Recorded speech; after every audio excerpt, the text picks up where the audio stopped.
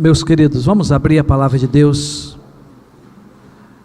na primeira carta, a primeira epístola de Paulo aos Tessalonicenses, no capítulo 2, ou seja, o segundo capítulo, dos versículos 13 a 20.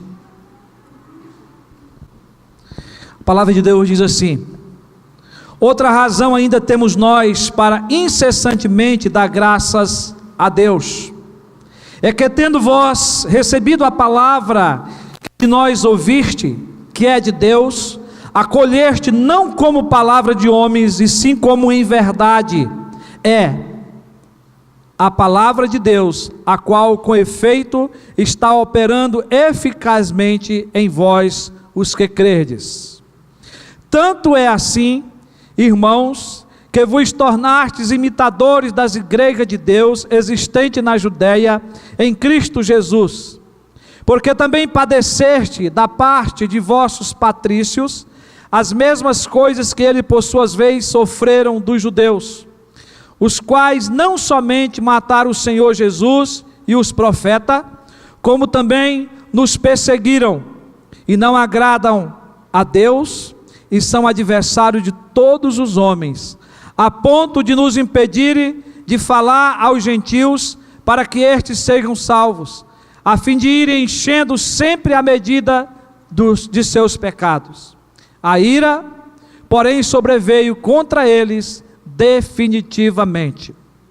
Ora, nós, irmãos, orfanados por breve tempo, de vossa presença, não porém do coração com tanto mais empenho, diligenciamos com grande desejo e ver-vos pessoalmente. Por isso, quisemos ir até vós, pelo menos eu, Paulo, não somente uma vez, mas duas. Contudo, Satanás nos barrou o caminho. Pois quem é a nossa esperança, ou alegria, ou coroa em que exultamos, na presença de nosso Senhor Jesus Cristo em sua vinda? Não sois vós? Sim, vós sois realmente a nossa glória e a nossa alegria. Que Deus aplique a sua palavra aos nossos corações. Irmão, vamos orar? Curve a sua cabeça e vamos falar com o nosso Deus. Quão grande, Senhor, é o teu nome. Quão grande é a tua vontade, ó Deus, sobre as nossas vidas, uma vontade boa, perfeita e agradável. E é por isso que nós estamos reunidos, Senhor, em torno da tua palavra nessa noite. E nós queremos, Senhor, te pedir que o Senhor aquiete o nosso coração, que o Senhor nos ajude para que a nossa atenção possa estar focada na pregação dessa noite, que o Senhor fale aos nossos corações, e que o Senhor nos dê a condição, Senhor, de sair daqui jubilosos, para vivermos a tua palavra. Oramos em nome de Jesus, amém. Meus irmãos, nós estamos pregando uma série de mensagens, nessa primeira carta de Tessalonicenses. A igreja de Jesus vive o evangelho enquanto espera a sua vinda. Nós já desenvolvemos boa parte dessa série, pregando o capítulo 1, e já estamos no capítulo 2. E a pergunta que fizemos para buscar resposta nessa carta, e que o Senhor nos ajude, é como é que a igreja de Jesus vive o evangelho enquanto espera a sua vinda. Todos nós estamos vivendo o evangelho e estamos aguardando a vinda de Cristo.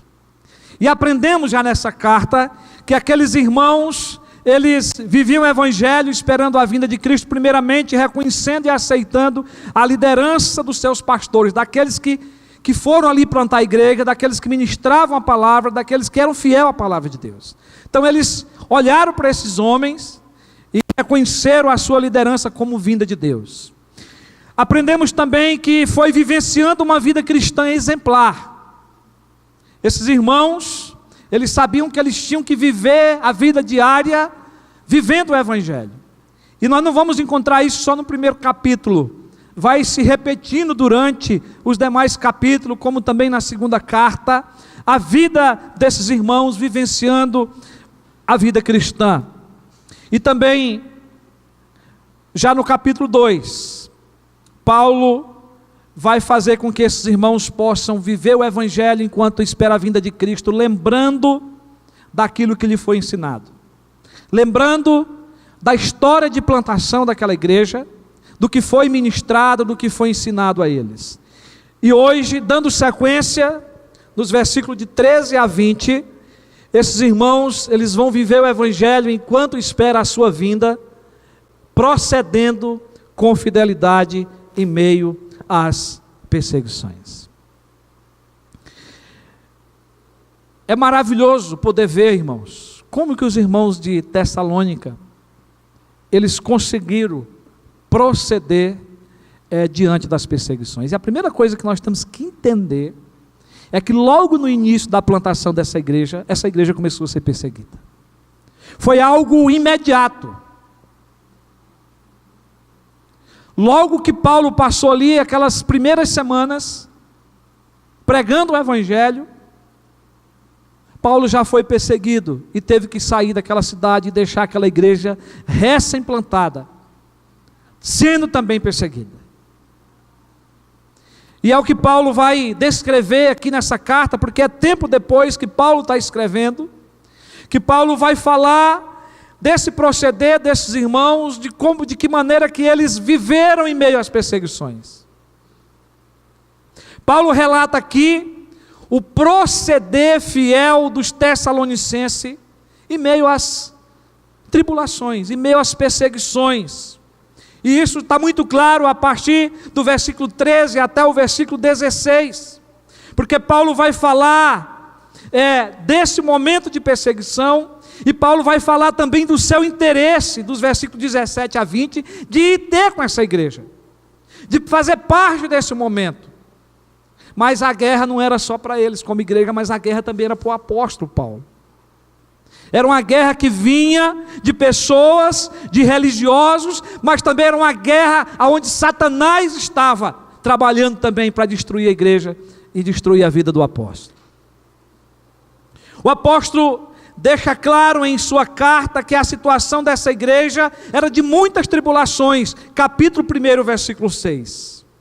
Capítulo 3, o versículo 3, se você puder acompanhar, Paulo vai dizer assim: a fim de que ninguém se inquiete com estas tribulações, porque vós mesmos sabeis que estamos designados para isto.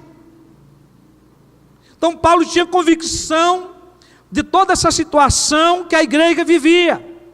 E ainda no capítulo 2, o versículo 14 que nós lemos, Paulo vai dizer: tanto é assim, irmãos, que vos tornastes imitadores das igrejas de Deus existentes na Judeia em Cristo Jesus, porque também padecestes da parte de vossos patrícios as mesmas coisas que eles, que por suas vezes sofreram dos judeus. Então Paulo está ciente do que está acontecendo naquela igreja. E aí, meus irmãos, a palavra tribulação, ela é sinônima de aflição, opressões das circunstâncias. São coisas que vêm de todos os lados para destruir. E aí, Paulo vai usar alguns verbos. Eu quero que você esteja com sua Bíblia aberta, para que você possa acompanhar, né? Paulo usa o verbo padecer no versículo 14, que é o mesmo termo usado para os sofrimentos de Cristo. Paulo usa um termo do grego aqui, que é usado para os mesmos sofrimentos de Cristo. Depois ela ainda vai usar o verbo perseguir, no versículo 15, que se refere a expulsar, a rejeitar. Então a igreja estava sendo rejeitada, e se fosse necessário ali, os judeus queriam que eles saíssem da cidade, porque eles seguiam a Cristo. Paulo também vai usar o adjetivo aqui, adversário, no versículo 15, que se refere a ventos contrários, que dificulta o avanço do Evangelho. Adversário, pessoas que se levantaram ali, contra a igreja, contra os líderes. A para se opor àquilo que estava sendo pregado. E por fim, ele usa o verbo barrar no versículo 18. É um verbo que retrata uma estrada precária e intransitável. Eles estavam sendo barrados de ir avante. Paulo também estava sendo barrado de ir ter com eles por Satanás. Era uma luta ferrenha, era uma luta constante, e esse era o estado em que a igreja estava vivendo, e que o apóstolo estava vivendo. E aí, meus irmãos, nós podemos então notar que não era fácil servir a Cristo em Tessalônica. Havia perseguição e muito sofrimento. E é por isto que o apóstolo Paulo, ele vai apresentar quatro maneiras do procedimento dos irmãos tessalonicenses em meio às perseguições. E essas maneiras, elas demonstram o proceder fiel desses irmãos diante das perseguições. E aí nós perguntamos para o texto, quais são essas maneiras? É o texto que vai nos dirigir a elas. E a primeira maneira é que eles reconheceram a inspiração da palavra de Deus que lhe era pregada. Está aí no versículo 13. E aqui nós vamos ler todo o versículo, porque depois vamos buscar outros recursos desse versículo. Ele diz: outra razão ainda temos nós para incessantemente dar graças a Deus, é que tendo vós recebido a palavra que de nós ouviste, que é de Deus, acolheste não como palavra de homens, e sim como em verdade é a palavra de Deus, a qual com efeito está operando eficazmente em vós, os que crerdes. Os que creram eram os tessalonicenses. Então, Paulo começa dando graças a Deus pelo procedimento fiel da igreja de Tessalônica diante das verdades da palavra de Deus. A palavra foi pregada a eles conforme registra o primeiro capítulo, o versículo 6. E eles receberam a palavra que lhe fora pregada não como meras palavras de homem, mas sim como verdade. Paulo vai dizer: tendo vós recebido a palavra que de nós ouviste, que é de Deus. Ou seja, eles receberam a palavra como palavra de Deus, não de homens. Não era uma palavra que vinha simplesmente da boca de Paulo, de Timóteo, de Silas, mas que vinha do alto, que vinha de Deus, que era por obra do Espírito Santo que lhe foi pregada. E Paulo diz que eles acolheram, não como palavra de homens, sim como palavra de verdade, como palavra de Deus. Meus irmãos, eles ouviram a palavra pregada verbalmente, mas eles receberam essa palavra como palavra inspirada de Deus. Paulo, na sua epístola a Timóteo, é Paulo também que vai dizer, que vai falar desse assunto da inspiração das Escrituras. Mas a Escritura, meus irmãos, ela foi reconhecida como revelação de Deus para eles. Enquanto o apóstolo pregava, enquanto os evangelistas ali falavam, eles tinham convicção que era a revelação de Deus para a vida deles. A plantação da igreja tinha sido fundamentada na palavra de Deus. E eu quero que você confira aí o versículo 6 do capítulo 1 que eu já citei aqui. Diz assim: com efeito vos tornastes imitadores nossos e do Senhor, tendo recebido a palavra. Aliás, eu estou lendo aqui, aliás, é isso mesmo. Posto que em meio de muita tribulação, com a alegria do Espírito Santo. Então, desde o primeiro capítulo, Paulo está fazendo essa referência, que eles receberam a palavra de Deus, a palavra vinda do Espírito Santo, eles receberam com a alegria do Espírito Santo, essa palavra que está sendo revelada aos seus corações. A palavra foi inspirada pelo Espírito de Deus, 2 Timóteo 3,16, ou seja, Deus soprou para dentro de homens que Ele escolheu para escrever a palavra. Toda a Escritura teve sua origem ao sopro de Deus. Deus é a fonte das Escrituras sagradas. Ela foi escrita por homens que Deus escolheu, que Deus inspirou para escrevê-la. 2 Pedro, capítulo 1, versículo 20 e 21. E esses irmãos, eles tinham agora a convicção da palavra revelada por Deus a eles, para a sua salvação e para o seu sustento espiritual. E aqui, meus irmãos, nos leva a uma pergunta: como você tem tratado a Bíblia? Como você tem tratado a palavra de Deus? Muitos dos nossos sofrimentos vêm porque nós não lemos a Bíblia. Porque nós não pegamos a Bíblia e abrimos para ler como revelação de Deus para nós. Nós precisamos abrir a palavra de Deus e dizer: Senhor, fala comigo. Eu preciso ouvir a tua voz. Eu preciso que o Senhor tire a minha alma da tribulação, que o Senhor tire a minha alma da ansiedade. Então fala comigo, Senhor. E aí não é você abrir a Bíblia de qualquer forma, né? Como se fosse um livro mágico, que aí você vai abrir e já vai cair em cima daquilo que você quer ouvir. Mas é você entender que para Deus comunicar algo a você, às vezes você precisa ler um capítulo todo da Bíblia, ou um livro todo da Bíblia, e orar sobre a palavra, para que Deus esteja enchendo o teu coração dessas verdades e daquilo que Ele quer transmitir para a tua vida. Irmãos, a maneira como você trata a sua Bíblia mostra, preste atenção no que eu vou falar, que isso é muito sério. A maneira como você trata a sua Bíblia mostra como você se relaciona com Jesus Cristo. Não se esqueça disso, não. Jesus Cristo deve ser o nosso melhor amigo. Jesus Cristo é Deus, é o nosso Salvador, é o nosso Redentor, é o nosso advogado. E a maneira como você trata a sua Bíblia mostra como você se relaciona com Jesus e a sua consideração para com Ele. Jesus é o Verbo de Deus. João escreveu sobre isso, o apóstolo. E é também a Bíblia, o Verbo escrito. Se Jesus é o Verbo, Ele é a palavra, a Bíblia é o Verbo escrito. Então por isso que nós temos que ler a Bíblia. Porque nós vamos encontrar a vontade de Deus para a nossa vida, a vontade de Jesus para a nossa vida. Em essência, os dois são iguais.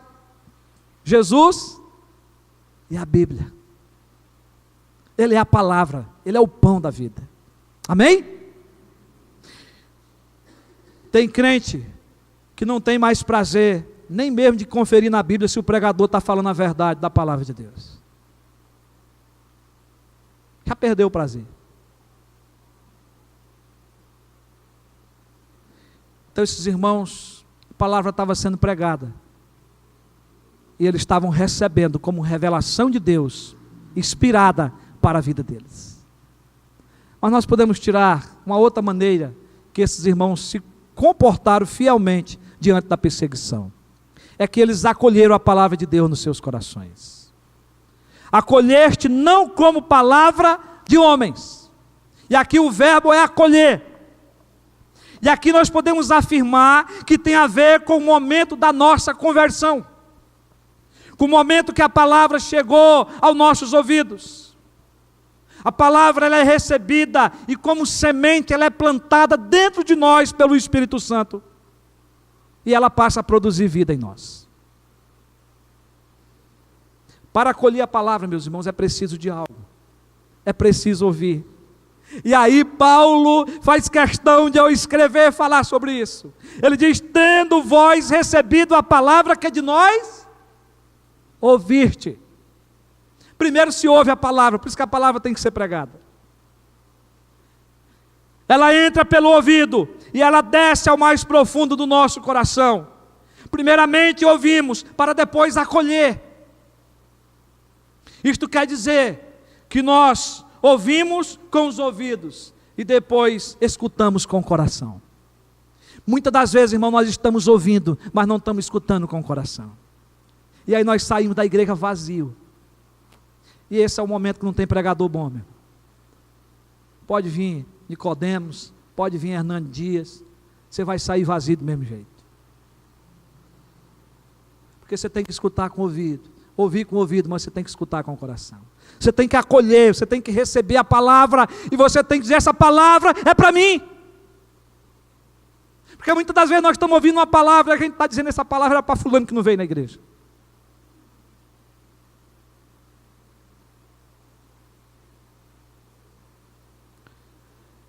Eles receberam a palavra com alegria, eles ouviram e aceitaram no seu interior, para depois pôr em prática. Você não tem como praticar se você não ouvir, se você não acolher no coração. Mas isso tem a ver com a sequência da mensagem ainda. É a palavra pregada e que é ouvida que gera vida e que nos mantém e nos sustém de pé na presença de Deus e diante das perseguições. Essa palavra pregada é a mensagem do Evangelho de Cristo, é a palavra da cruz, palavra que traz vida eterna, palavra que nos capacita a vivermos para o Senhor, mesmo em meio às lutas e dificuldades. É essa palavra. Não temos outro meio para recolher, a não ser pela palavra. Palavra que nos faz viver, mesmo em meio ao sofrimento, e suportar tudo por amor a Ele, por amor a Cristo. O apóstolo agradece a Deus pela fidelidade desses irmãos, pela atitude correta com a palavra de Deus, e por eles suportarem as perseguições, buscando força na palavra e nas promessas do Senhor. Mas vem a terceira maneira.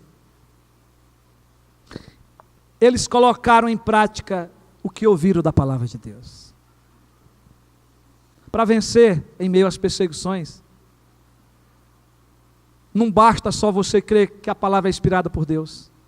Não basta só você acolher essa palavra no coração. É preciso que você agora pratique essa palavra. É vida diária,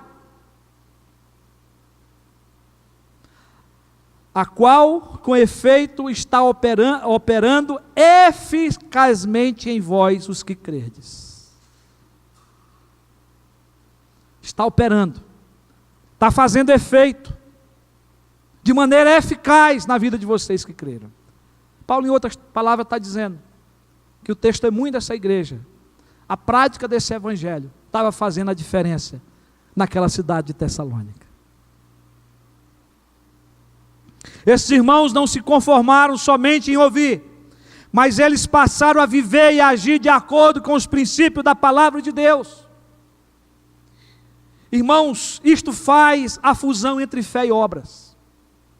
Aqui está a diferença. Quem é salvo, vive o evangelho. Quem é salvo, pratica as boas obras. Isso é no meu viver diário. É na minha vida diária. É no meu trabalho. É nos meus estudos. É com a minha vizinhança. É onde Deus me colocar. Quer dizer, em outras palavras, que se eu creio, eu obedeço. Não basta somente crer. Nós temos que praticar, nós temos que obedecer.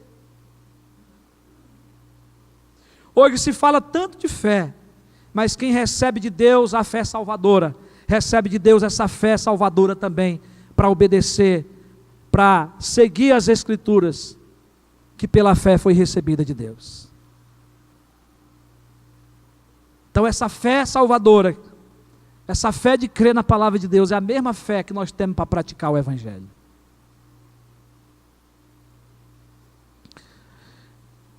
Meus irmãos, não é suficiente somente lermos as Escrituras e ouvi-la. Se vocês tivessem o poder, ou eu, de agora olhar quantas igrejas estão superlotadas de pessoas aqui em Penápolis, no Brasil e no mundo. Mas graças a Deus que Deus não deu esse poder para nós. Quantas pessoas têm ido para dentro de igrejas, querendo ouvir uma palavra para a sua vida, mas poucos têm ido querendo ouvir a palavra que Deus tem para a sua vida. Querem uma palavra que satisfaz o seu ego, que responde às suas indagações, aos seus questionamentos, mas não estão interessados de ouvir a comunicação do Evangelho, de mudança, de transformação de vida que Jesus faz, e de obedecer, que o Evangelho tem a ver com amor, tem a ver com relacionamento, tem a ver em fazer o bem, de praticar esse Evangelho ao sair de dentro das igrejas.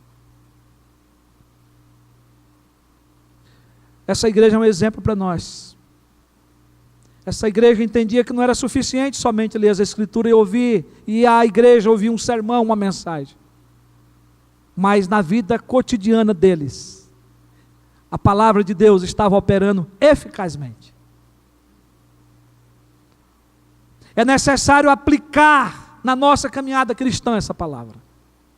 Precisamos praticá-la. Temos que ser ouvintes praticantes. Tiago, o meio-irmão de Jesus, é que vai falar sobre isso lá em Tiago, capítulo 1, 19 a 25. Ele diz que nós não podemos ser meros ouvintes. Nós temos que ser praticantes da palavra de Deus. Foi praticando a palavra de Deus que os irmãos de Tessalônica encontraram forças para serem fiel a Deus em tempo de tribulação e de sofrimento. É colocando em prática a palavra de Deus, meus irmãos, que nós vamos também encontrar forças para lutar nesses tempos tão difíceis que nós estamos tendo. E em tempo também que a igreja começa a ser perseguida, que é o outro tópico que nós vamos enfatizar aqui nessa noite. Então, a quarta maneira é que eles foram perseguidos por causa da palavra de Deus.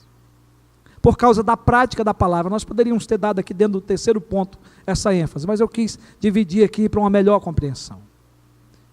Quanto mais esses irmãos estavam praticando a palavra, mais eles estavam sendo perseguidos. Então eles foram perseguidos por causa da palavra de Deus. Os versículos 14 a 16 que nós já lemos, Paulo nos mostra que os irmãos tessalonicenses, eles foram perseguidos da mesma forma que os seus patrícios, da mesma forma que os seus irmãos cristãos foram, antes deles.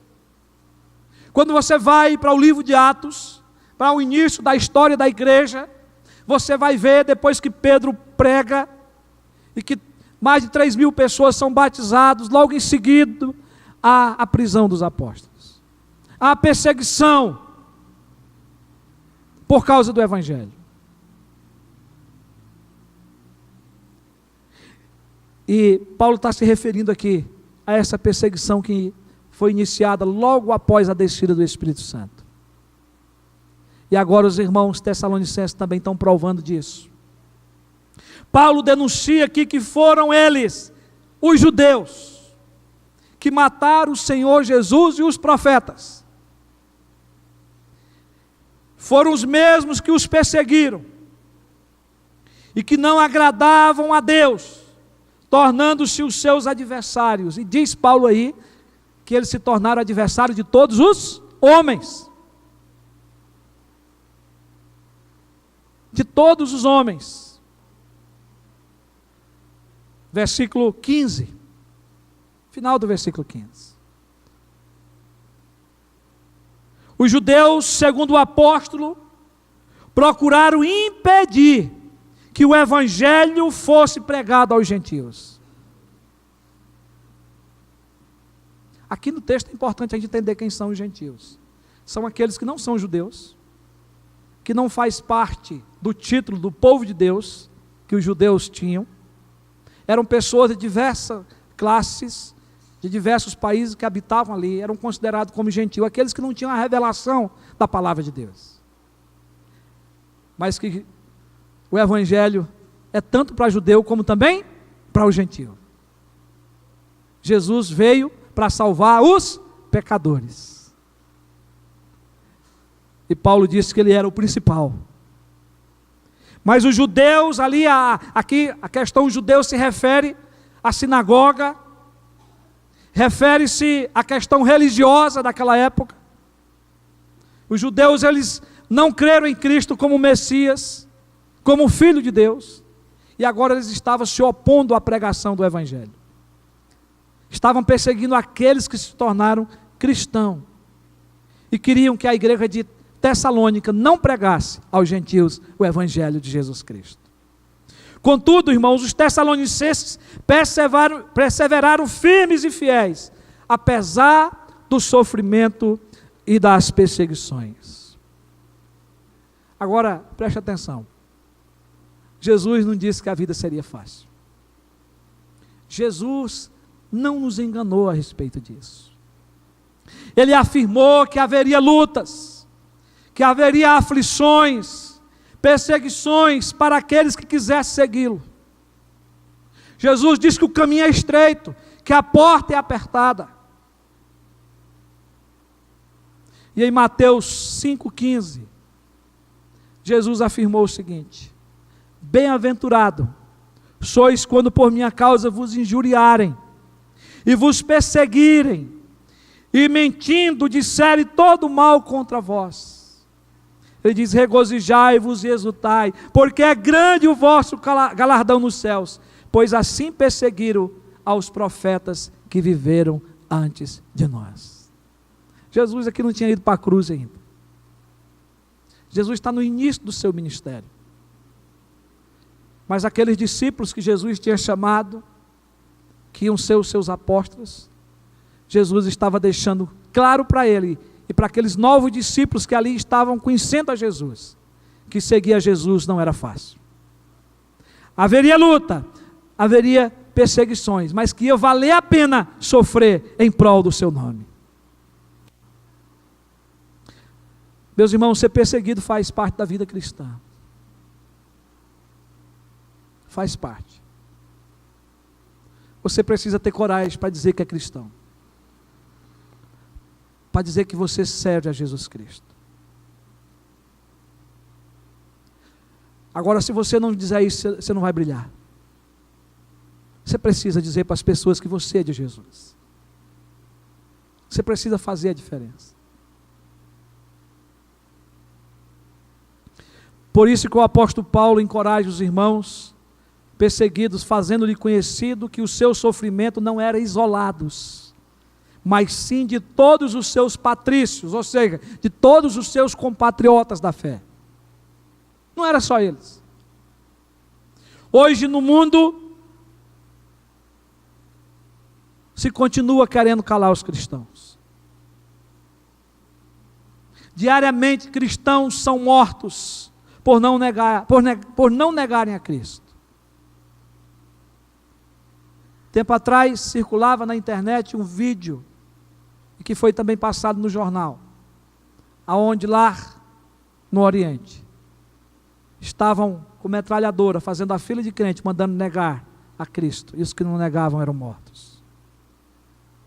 Se você for ler a história, você vai ver o tempo de Hitler e outros tempos da história aonde muitos cristãos foram mortos por não negarem a Cristo. Igrejas são queimadas. No Brasil, muitas igrejas evangélicas já foram queimadas na história, destruídas, para que os cristãos não fossem lá adorar e pregar a palavra de Deus. No nosso país já existe um movimento para calar os cristãos. Será que nós estamos preparados para enfrentar as perseguições? Jesus disse: no mundo passais por aflições, mas tenha bom ânimo, eu venci. Vai vir luta, irmãos. Vai vir perseguições, sim. Nós estamos vivendo o fim dos tempos.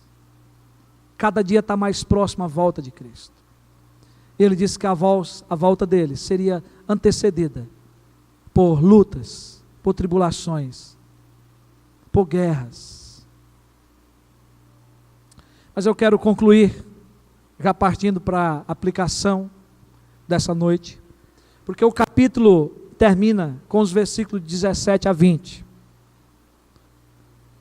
Paulo vai dizer: ora nós, irmãos orfanados, por breve tempo, de vossa presença, não porém do coração, com tanto mais empenho, diligenciamos com grande desejo e ver-vos pessoalmente.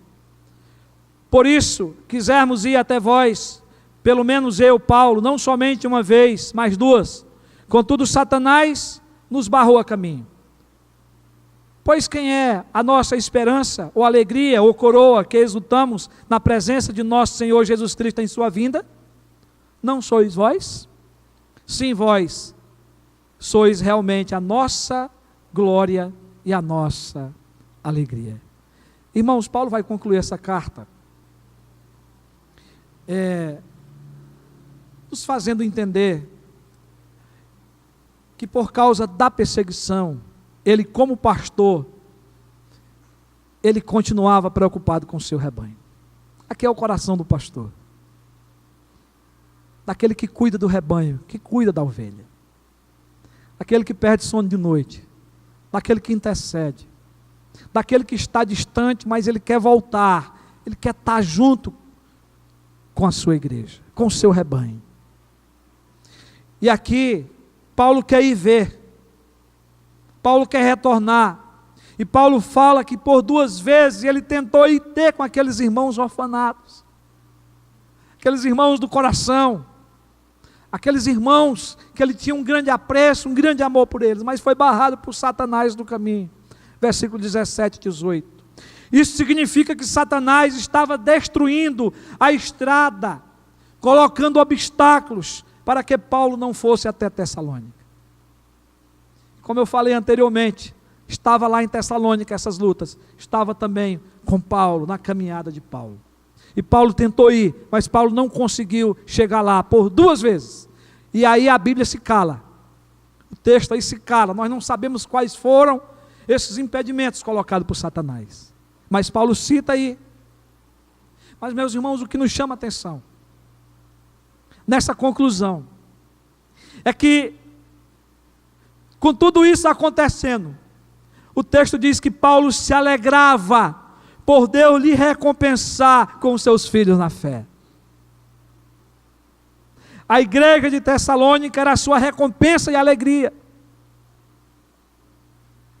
A recompensa do ministério pastoral é a igreja. A minha recompensa aqui em Penápolis são vocês. Cada um de vocês. E é isso que Paulo está dizendo aqui no final desse capítulo. Quando o seu pastor lhe liga, quando o seu pastor lhe deixa um recado no zap, quando o seu pastor quer lhe fazer uma visita, quando o pastor pergunta onde é que você estava no domingo à noite, que não estava na igreja, é porque te ama, é porque sente a tua falta, é porque se preocupa como você está. Era isso que Paulo sentia aqui, com a sua igreja, com seus filhos na fé. A sua esperança em meio às frustrações estava na segunda vinda de Cristo. Paulo vai citar a igreja, vai citar a alegria aqui, mas ele está falando da esperança do Senhor Jesus, da presença de Cristo em sua vinda. Versículo 19. Havia uma expectativa da igreja, mas também de Paulo, de que Cristo ia voltar, e aqui estava a esperança de permanecer firme na fé, fiel a Deus em meio às perseguições.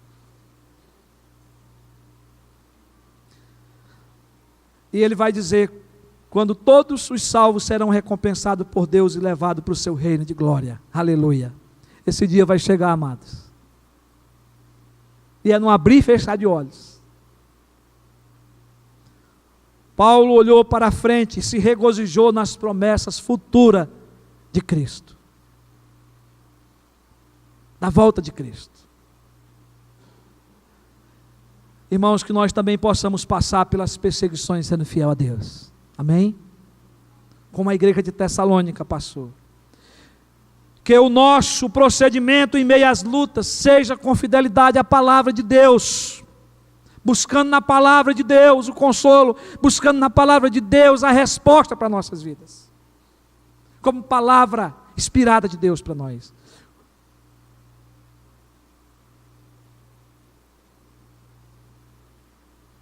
Meus irmãos, tem lutas, tem perseguições e tem sofrimento, mas o melhor está por vir.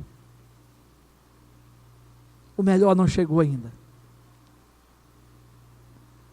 O melhor vai acontecer no dia que Cristo voltar e nos levar para a sua glória. Não haverá mais choro, não haverá mais tristeza, não haverá mais luto,